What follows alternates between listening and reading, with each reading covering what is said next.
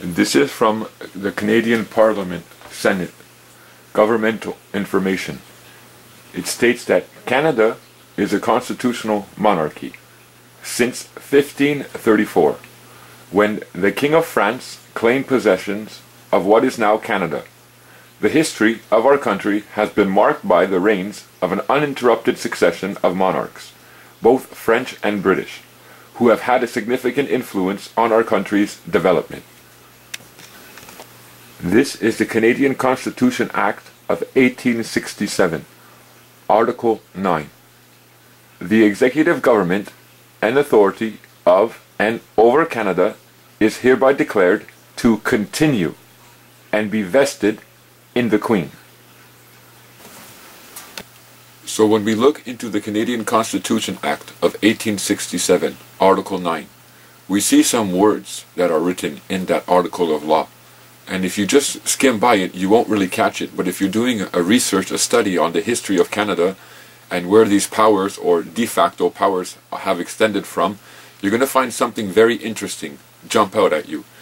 In Article 9, it states that the executive power is hereby declared to continue and be vested in the Queen. So, they're talking about the executive power, the ruling power. The ruling authority over Canada is hereby declared to continue. Notice that word here, continue. It didn't say to start. So whatever power that we're talking about here, it's something from before. And that power was transferred into, you will, the monarchy or the Queen here in Canada. Because it says an executive power is hereby declared to continue. So whatever power this is continuing now, and it's being vested or given to the Queen. So now we're going to ask ourselves a question. Well, what is this power that they're talking about, that they're claiming is continuing and being vested in the Queen? And where did it come from? And what has it got to do with me personally? So if you look back on the internet, and if you do a little bit of research concerning the history of Canada, you're going to come up with a lot of conflicting information. Some good, some not so good. Just like anything, you need to learn how to filter out what's true and what's not. Anyways, there's an indication that in 1497, John Cabot, under the direction of King Henry VII, claimed Canada as his own possession. He said, Canada belongs to my king, John Cabot. And then in 1534, we all heard this story of a man called Jacques Cartier. Jacques Cartier. Well, in 1534, the King of France, King François, he sent him out on a journey. And he discovered North America. And he claimed it on behalf of the King of France, King François. Now, Jacques Cartier, when he was on this territory, he built a 30-foot wooden cross, which was a pretty big cross for those days. And he put on it a fleur-de-lis. And he put a plaque on that cross, Vive la Roi de France. You know, in the religious cross where they wrote Jesus Christ, the King of the Jews. Well, they put on top, instead of that, they put Vive la Roi de France. Then he knelt down to pray. That's the official story as it goes. So here we have two official stories, two accepted stories, wherein which the law is built off of this history. The law stems from this history, so it's an important factor. Now, in both of these cases, whether 1497 or 1534, you have a king, King Henry and King François, sending out their servant, finding North America, or laying claim to the territory, to the land, and all the minerals and all the rights to that land. Personally, this is where it begins to affect me as a human being, because this guy's kingship, I don't recognize, I will never recognize, and it has no bearing to do with my life. And this guy's kingship, the same thing. I don't recognize, I never have recognized, and will not recognize. Therefore, whatever these guys want to claim and want to say that God in the Bible told them they could do, well, hey, I don't know, for all I know, you're delusional, and what you're claiming is ridiculous. So based upon that,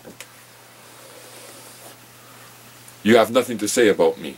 Now the only problem is, the suckers, and I'm sorry to use that word, the servants, the slaves, the ones who don't want to think for themselves, the ones who want to have the dog collars put upon their neck and led, and being told what to do, and being sheltered from reality, they wanted kings.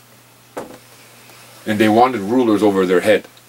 And they bowed down and they worshipped these rulers. And they said, whatever you say, that's the word for me. Whatever you say, you're God to me. Well, what's that got to do with me? And what's that got to do with my choices of who I am here nowadays? Nothing. In fact, I think that if we would bring forth these people here to our society here in 2012, I think they would kind of get how would you say that?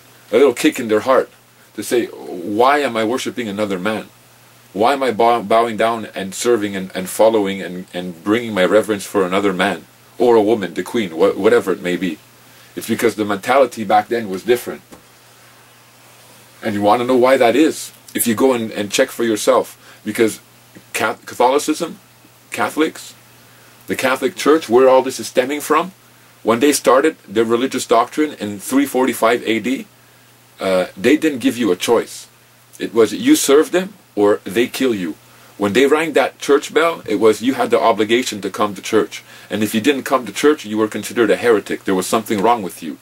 There was something wrong with you because you didn't submit to what these guys were telling you. And they would kill you. They would kill you and your families. Go and check the Inquisitions. Go and watch the videos that are available for you to gain knowledge about the Inquisitions and see the way these ones in power acted, and these ones in their power, their authority acted, and where they drew their rights from and what they did to human beings like me and you. And now you want us in 2012 to bow down our knees and to submit ourselves to all this garbage that was brought up back 200, 400, 500 years ago. So back in those days, the king, he made the laws. He's the one who instilled the laws. And if you didn't follow them, the people don't follow them, then his guards and his officers would kill you or punish you. Now what I'm trying to show you from here, get you to see from here, is that it was the king who made the laws. And it was his guards and his officers, all an elite, higher than you. You're in servitude to that. Well, look at that. Apply this into Canada now. This continued power that's been invested in the queen. What is this all about? It's about what? A queen now who makes the laws. These laws are given royal assent. Through what? The lieutenant governors of our country. Royal assent. Make the laws. And if you don't follow them, then guess what? Her guards and her officers will try to punish you. Now, I'm not talking about criminal activity. If you're a thief and you're stealing from other people's work, if you are selling drugs, hard drugs to young people, or to even men, and binding them up, that's not what I'm talking about. That is not correct. You shouldn't be doing that, in my opinion. You have your own rights and choice to do in your life. What I'm talking about, though, is laws, enactments, regulations, and statutes that are given force of law, that are pushed upon human beings. And if you don't want to follow them, if you say, listen, I don't have the obligation to follow them. Why? Because I'm a human being, and I'm not your servant, and I'm not your slave, and you can't force me to bow my knee down before you. Then they're going to try and punish you. They're going to try and use the laws that the queen, the king made to punish you. How? Through her guards and her officers. Officers of the court, officers of the crown. There's two systems going on here in Canada. One, if you want to draw a line, one which is righteous, one which is I approve of, and that comes out in more partially the Criminal Code of Canada. Most of that code is a wonderful code, according to my opinion. You can have your own opinion. But there's a secondary system that's in operation here in Canada, in these enactments and in these regulations that are given force of law.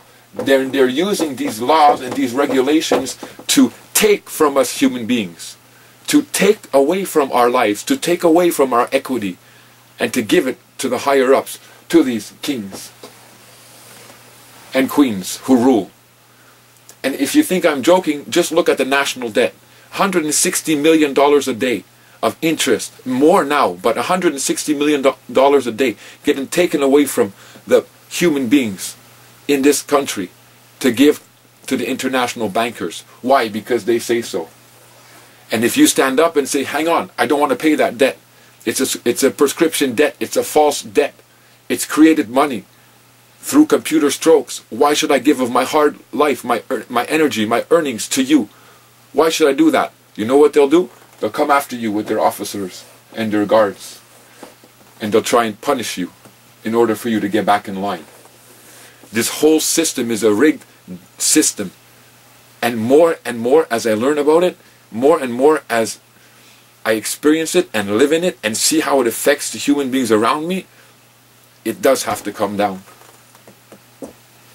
We need to make a change. We who are impacted by this system, why are we allowing ourselves to live under this tyranny? Why are we allowing ourselves to operate under a system that's 500-600 years old, that stems from superstition and religious views? I don't have any right now to stand on this territory and say, you know what, everything belongs to me. I have a big army with big guns and big bombs, and everything belongs to me. So what the heck gave them the right to do that back then? Nothing but their superiority in weaponry and in armies, and saying that if you don't submit to me and my laws that I'm claiming are coming from God through my books, I'm going to kill you. And that's the reality of it. I get the feeling that people think that I'm not for governance, that I'm just for a wild west party. Let's just go and do anything that we want to do. And that's a silly way of thinking. Nothing ever works like that. There's nothing that works that doesn't have structure. Everything in life teaches us, in nature and even in this commercial system, that everything has to have a structure. So even talking about freedom and being free from this tyranny that's being expressed in our country, on our land, we need a structure.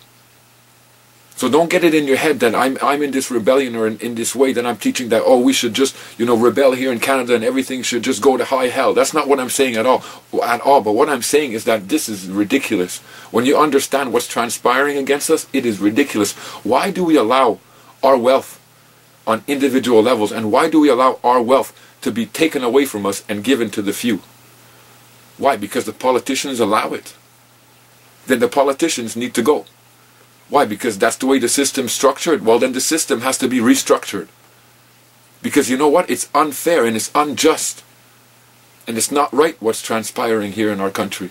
In other countries, they're worse off than us. I don't know if I can even say that, because here it's really, really well hidden. Here, this darkness that's going on all around us, it's really well hidden, and we've just been lullabied to sleep. Ooh, just accept it. Go with the flow, and that's it. Well, that's the way it is, and that's the way it's always going to be. We want answers in life usually. When I don't know how to explain this or how to get this across, but let me just go. Usually we want answers to questions. You understand? We seek the answers when something goes wrong with our car. Oh, why is my car making this funny noise? Let me go to the mechanic and check it out. Let me go to a mechanic and see why my car is making the noise. Now I got the answer for that question.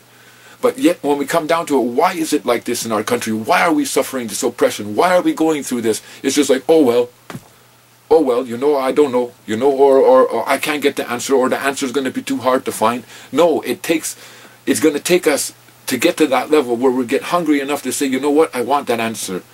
Maybe I didn't want it before, but now I want it. And when you begin to search and do the research and see what's going on and how they're claiming these things against you and how they're taking away from your life and how they're yoking you up to a system that's meant to beat you up and defeat you, it's disgusting. And it makes it hard for a man who understands that to sleep at night. And I tell you that from first-hand experience.